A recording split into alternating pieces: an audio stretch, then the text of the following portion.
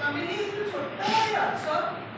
ଏଇ ବୟସରୁ ତୁମେ ପାଣିର ହିସାବ ଏମିତି ଆମର ସେଠି ଗୋଟେ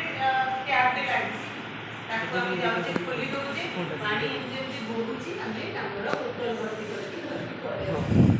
ତାପରେ ସେ ବୋହି ଚାଲିଲା କିଛି ସମୟ ପରେ ସେ ସରିଯାଉଛି 1:30-2 ବେଳକୁ ଆମେ ହାତ ଧୋଇବା ଖାଇକି ହାତ ଧୋଇବା ଗଲେ ଟ୍ୟାଙ୍କରେ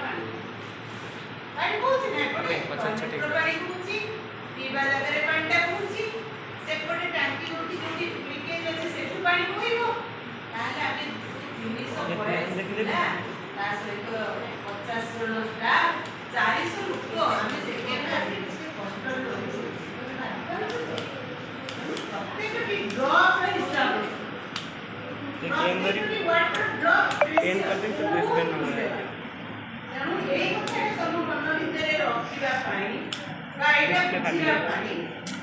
ଆମେ କ'ଣ କରିବା ଦରକାର ତା ଉପରେ ଏଇ ବୁକଲେଟ୍ରେ ପୁରା ଡିଟେଲ ଡେସ୍କ୍ରିପସନ୍ ଦିଆଯାଇଛି ହେଲା ଆମେ ଗୋଟେ ଯଦି ସାର୍ ଦେଖେଇବେ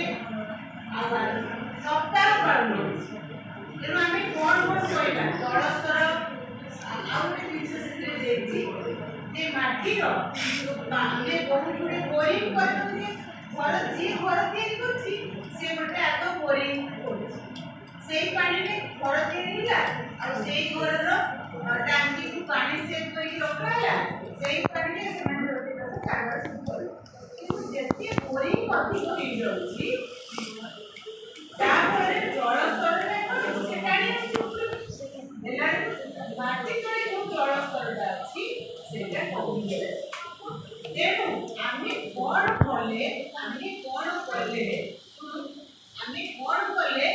ଜଳସ୍ତରକୁ ଉପରକୁ ଆଣିପାରିବା ମଝିରେ ଗୋଟେ ସାର୍ ଗଭର୍ଣ୍ଣମେଣ୍ଟର ଗୋଟେ ପ୍ରୋଜେକ୍ଟ ଚାଲିଥିଲା